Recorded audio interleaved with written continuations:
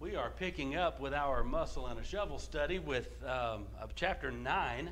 I know Jason last Wednesday and Sunday brought us up to this point, and so I hope everybody's doing their reading at home.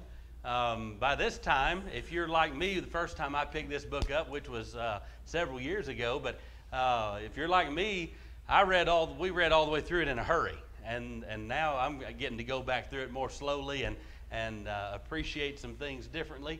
But it was such a good read that I just breezed right through it the first time. And I hope you've done that too. And if you have, then as we're going through this, it won't hurt you at all to go back and read the chapter or two each week that we're going through in class. And tonight, Lord willing, we're going to go through at least chapters 9 and 10 and then move ahead looking at Sunday morning. Well, Mike has had opportunities to be opening his Bible, to be looking, to be listening to what Randall has been presenting to him, and he has been doing so. Even when it hurts his feelings, even when he gets upset, he still keeps coming back.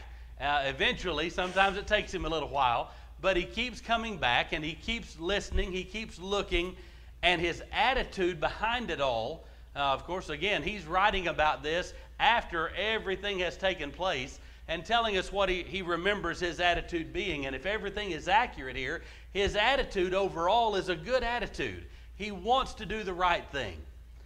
But when you've been taught the wrong thing as the right thing for a long time, it's hard sometimes to wrap your mind around the right thing. And so as it's being presented to him, he's having difficulties, he's having troubles with it.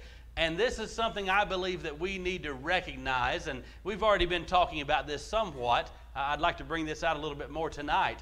We need to understand that, and maybe we were in these same shoes. I don't know if, I'm sure not everybody in here grew up with being taught the truth. I'm sure there are a good number of people in here who've been converted from one denomination or another. And so the reality is, many of us have been in these shoes before. I personally have not been, but I know some of you have. And so maybe you can enlighten us and help us some in this. Randall, I believe, does a great job of giving Mike a little piece at a time. You know, we learn very quickly as parents when we have babies that are coming off of milk or